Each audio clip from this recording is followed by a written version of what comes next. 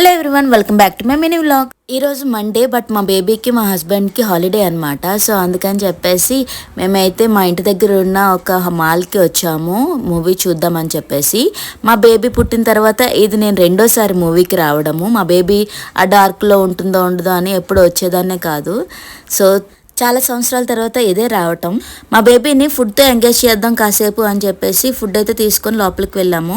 థియేటర్లో ఎట్లా ఉంటుందబ్బా అనుకున్నాను, బట్ బాగా ఎంజాయ్ చేసింది.